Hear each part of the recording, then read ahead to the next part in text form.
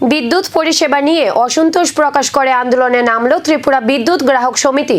৬ দফা দাবিকে সামনে রেখে মঙ্গলবার আগরতলার বিদ্যুৎ ভবনের সামনে বিক্ষোভ কর্মসূচি পালন করেন সংগঠনের সদস্যরা। বিক্ষোভের পর প্রতিনিধি দল বিদ্যুৎ দপ্তরের ম্যানেজিং ডিরেক্টরের কাছে একটি ডেপুটেশন জমা দেয়। সেখানে বিদ্যুৎ পরিষেবার মান উন্নয়ন, গ্রাহকদের বিভিন্ন সমস্যার দ্রুত সমাধান এবং গ্রাহক স্বার্থ রক্ষায় কার্যকর পদক্ষেপ নেওয়ার দাবি জানানো হয়।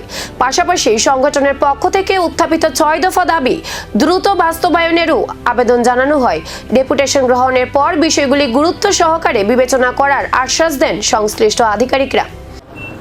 আপনারা জানেন, গত কয়েকদিন যাবৎ টিএসইসিএল এর সার্ভার ডাউন থাকাতে প্রিপেড মিটারে যারা নাকি নিচ্ছেন সেই ভোক্তারা টাকা হাতে নিয়ে তারা টাকা ঢোকাতে পারছে না। তাদের লাইন অটোমেটিকই কাট হয়ে গেছে এবং তারা শিশু, বৃদ্ধ, রোগী একটা দুর্বিষহ যন্ত্রণার মধ্যে কাটাচ্ছে।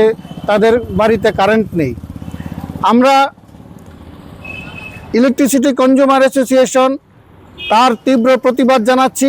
এবং আপনারা জানেন, কালকে তেলিয়ামুড়াতে পুলিশ লাঠিচার্জ করেছে বিদ্যুৎ গ্রাহকদের আন্দোলনের উপর।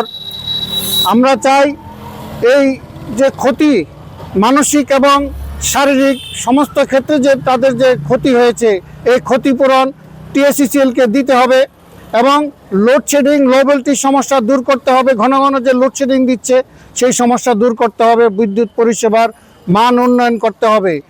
পরিবহনজনিত ক্ষতি, বিদ্যুৎ চুরি, অনাদায়ী যে বকেয়া যে অনাদায়ী বিল, সেই বিলের এবং মাত্রাতিরিক্ত প্রশাসনিক ব্যয়ের বোঝা গ্রাহকদের উপরে চাপিয়ে এই মে মাস থেকে বিদ্যুতের দাম অস্বাভাবিকভাবে বাড়িয়েছে। আশ্চর্যের বিষয় যে সঠিক সময়ে যারা নাকি বিদ্যুতের বিল পরিশোধ করছেন তাদের যে রিবেট দেওয়ার কথা, সেই রিবেটটা তারা মাঝে মাঝে ড্রপ করে দিচ্ছেন। ফলে তারা ইচ্ছাকৃতভাবে এই জিনিসগুলি মানুষকে ঠকাচ্ছেন। আমরা তার তীব্র প্রতিবাদ করছি। এই বিষয়গুলি নিয়েই আমরা আজকে এখানে এমডির নিকট একটি ৬ দফা দাবিতে ডেপুটেশন দিতে এসেছি। গ্রাহকদের ৬ দফা দাবি কি মেনে নেবে বিদ্যুৎ দপ্তর, নাকি আন্দোলন আরো বড় আকার নেবে, এখন সেদিকেই নজর।